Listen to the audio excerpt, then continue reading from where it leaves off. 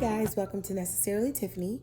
If you're new here, welcome, and if you're returning to watch another video, welcome back, Necessarily fam. Guys, Noelle is asleep. I'm in my normal spot, but I'm filming a little bit differently today. I just want to give you some life updates of where I've been, where I am, and just kind of talk to you guys. So I haven't been filming. My last scheduled day to film was the 31st of May. But as I was preparing stuff to film, I got a call saying that I needed to head to Cleveland soon, that my dad isn't doing well. So I grabbed my family, like literally snatched them up, packed some things that didn't even match that I came to find later, and headed to Cleveland to see my dad.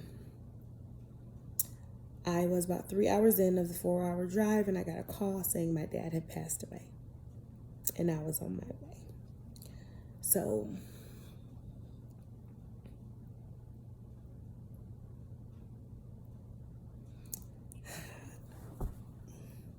I've been dealing with that. It's been hard. So in that week, we had to get my dad situated and settled and plan a service and still grieve. So his service was June 8th, and it was good because all of my siblings got to be together. We all hadn't been together, like all 6 of us, in a very long time. So we all got to be together and, celebrate my dad's life.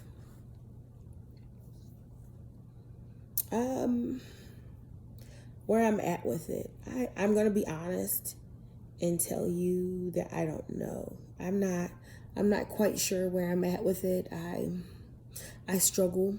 I've cried a little bit, but I had to numb myself to get the things done because you have to plan the service and, the aftercare, what are you gonna do with his body? My dad didn't want to be buried, so just the cremation services and all that stuff. So I numbed myself.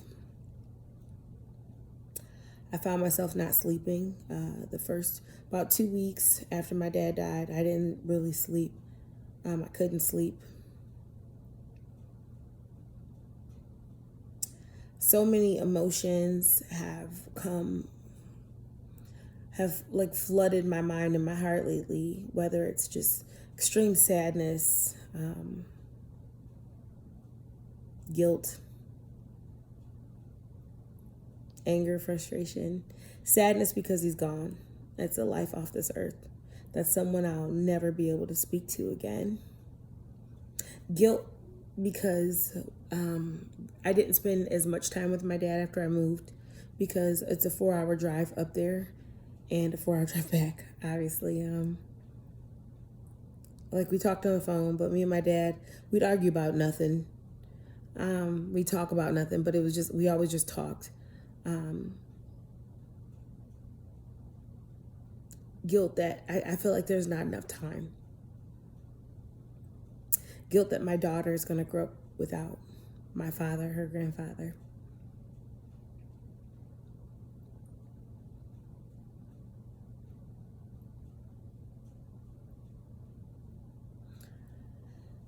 So I honestly can't tell you how I feel. I can't. I know when people die, you always have those people that want to come around and ask how you are. And I can't really give an answer because I don't know. So I'm okay. Am I okay? Probably not. Absolutely probably not. But I have a daughter that depends on me to keep moving, and I have a husband that depends on me to keep moving. So I have to keep moving. And this is not to say that my family's not giving me time to grieve, because they have, but I still have to keep moving. I still have to keep pressing on. My parents raised me to be strong. Not that they didn't raise me not to cry, because that's not a thing in my family, but they raised me to keep pressing, to keep moving, And it wasn't about death that they taught me that. It's just in life. When, when life gives you, lemons, you make lemonade. But I never thought that the lemon would be my dad dying.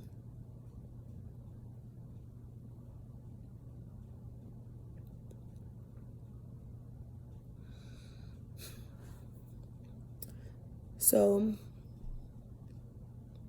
what has this taught me? One, my dad's death has taught me that I have some bomb people in my life. I've been supported on so many levels by people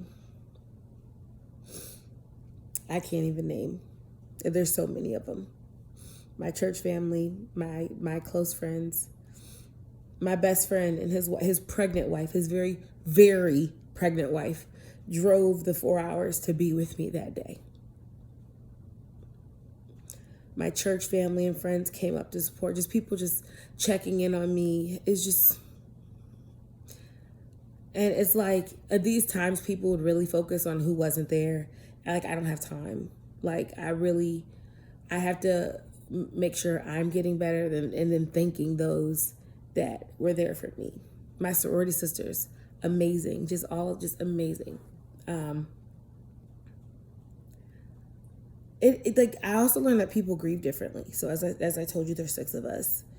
And all 6 of us kind of reacted differently. We were sad, I have a brother, Lucas, like, he makes jokes, like, but it's okay because we know, but we know he's sad, I keep myself busy, and in the midst of me keeping myself busy, I annoy everybody.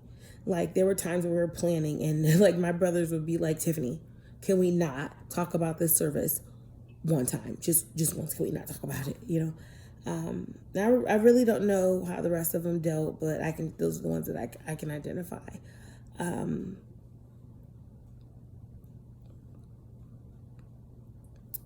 I think everybody waits for this moment, like, where it hits you. I've been hearing that a lot from people. Like, when it hits you, it's going to hit you hard. And I'm like, what is that? Like, what's going to hit me? Will something hit me? Will I wake up and just be like, one day, like, Dad's dead? Like, do I know it? Yes. Have I accepted it? I'm not sure. But how do you really grieve, like, your parent? Like, and I know our parents supposed to go before us, but it's like, how do you move forward? There's so many things I feel like I didn't say. There's so many things like I feel like I needed to say, I need to hear. I could have really heard him one time say, I love you, like, you're gonna be okay. I didn't hear that. I don't know. I was in a space for the first couple of weeks. I was angry at God. I was angry. I was so angry at God. I was so angry at God. I didn't understand why. Why now? Like, why now? Like, literally, y'all, my dad have had surgeries and they've had to bring him back to life on the operating table so many times. Like, why now? Like, why? And like, I battled with him and I was like, God, I don't get it. I get your your will is perfect, everything, you're perfect in all your ways, but maybe you didn't get this one right, and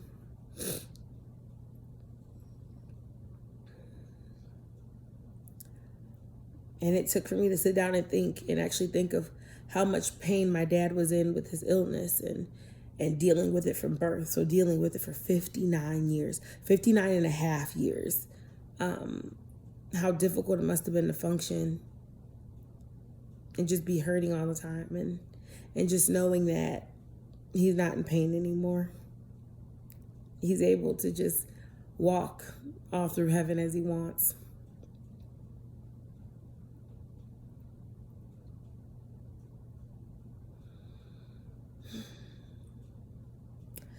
So I just wanted to let you guys know where I was. I apologize.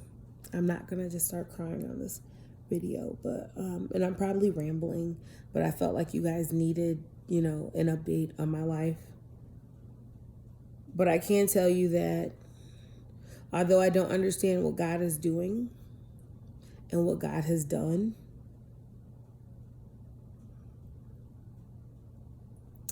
I know that it's perfect. I won't see it yet. I may not ever see it, but I know it's perfect.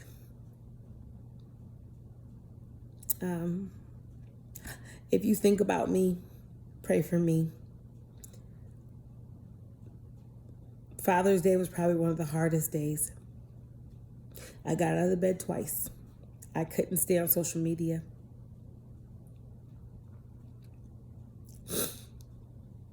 And it wasn't an angry thing. It was a sad thing, because while everybody's celebrating these bomb fathers, I had just cremated mine.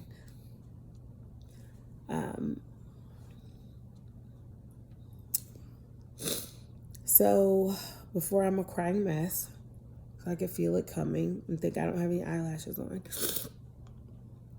But I just wanted to let you guys know where I was. I apologize.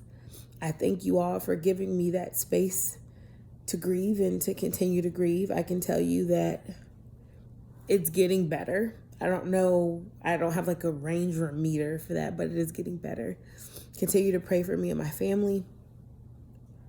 And if you've lost a parent, if you lost a father, I'm sorry. And I will continue to pray for you as I'm praying for children who are dealing with loss.